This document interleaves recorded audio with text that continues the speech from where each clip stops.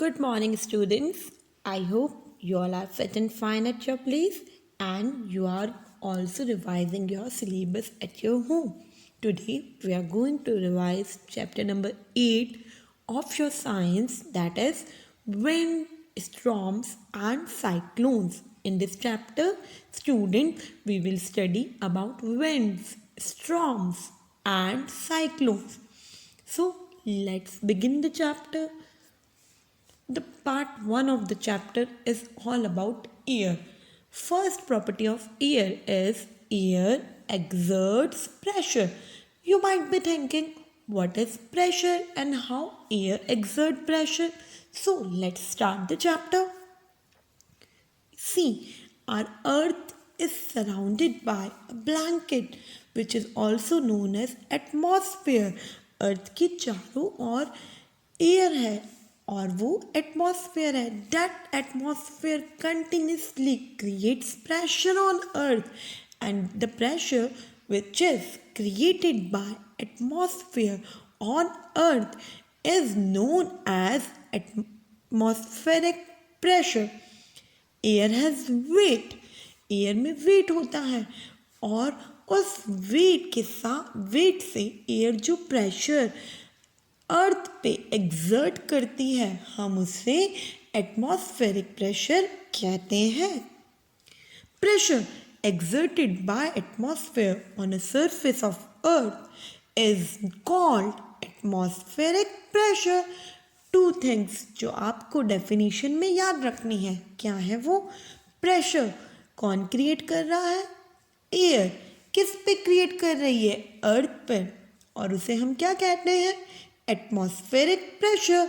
Pressure exerted by atmosphere on the surface of earth is called atmospheric pressure. Now, do you know students, ये atmospheric pressure हमारी body पर भी all time exert होता है. कितना? 1 square inch surface पे 14.7 Pond's. 14.7 Pond's मतलब 6.6 kg. चलिए इसको हम फिगर से समझते हैं.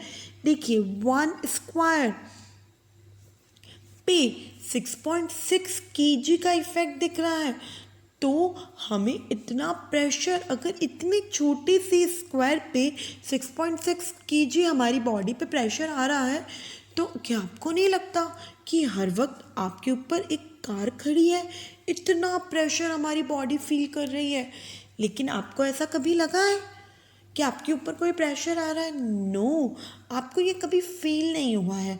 इसका रीज़न क्या है? बिकॉज हम एयर से कभी क्रश नहीं हुए. क्यों नहीं हुए? सोचिए. Because the atmospheric pressure present outside our body is equal to the air pressure present inside our body. ये जो एयर प्रेशर हमारी बॉडी के अंदर है और जो हमें आउटसाइड से मिलता है वो एग्जैक्टली इक्वल होता है. That's why we never feel it. इसलिए हमें कभी वो फील ही नहीं हुआ. नाउ इस एयर प्रेशर को समझने के लिए हम कुछ एक्सपेरिमेंट कर. इन experiment what you have to do, take a tin container, fill it with half water and now on the flame. आपको फ्लेम ऑन करनी है. what you will see कि जब आप फ्लेम ऑन करते हैं वाटर कन्वर्ट्स इनटू स्टीम. तो जो वहाँ पर उस टिन में एयर थी वो उसकी जगह किसने ले ली है? स्टीम ने. Next you have to cover the tin with a cap. आप उसे टिन को कवर कर दीजिए.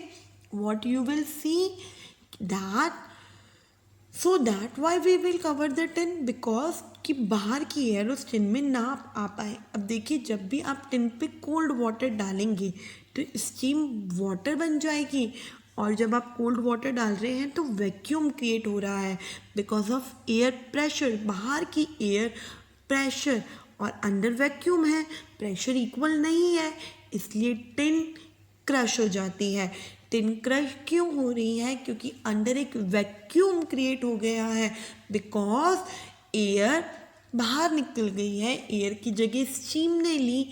जब हमने उस पर कोल्ड वाटर डाला तो स्टीम वाटर बन गई वापस से, और उस टिन में एक सक्शन, एक वैक्यूम क्रिएट हो गया, और वैक्यूम पे जब एटमॉस्फेरिक प्रेशर लगा तो वो टिन क्रश हो गई।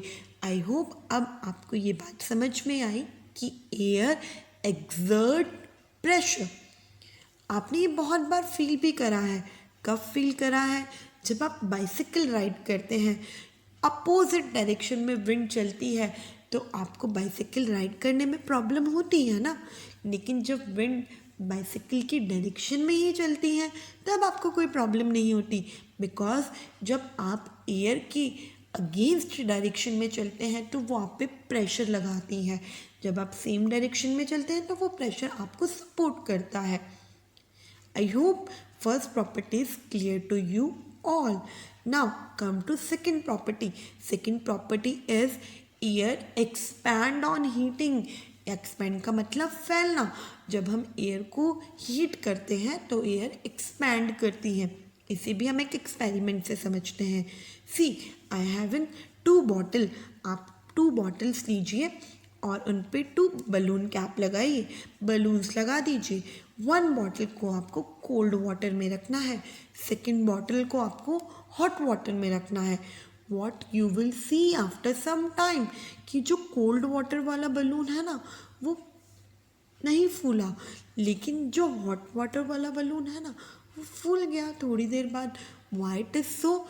बिकॉज हॉट एयर, जब उस बॉटल की एयर गर्म हुई because of hot water, it goes up and it expand. Hot air ऊपर जाकर एक्सपैंड करती है, इसलिए बलून एक्सपैंड हो गया, और कोल्ड वाटर में ऐसा नहीं हुआ। तो what is the second property of air? Air expands on heating. देखिए कोल्ड एयर में बलून सेम रहा, कॉन्ट्रैक्ट हो गया, डिफ्लेट्स द बलून। लेकिन वार्म एयर ऊपर की तरफ गई, राइज अप, और उसने बलून को इन्फ्लेट कर दिया। सेकेंड प्रॉपर्टी क्लियर है आपको?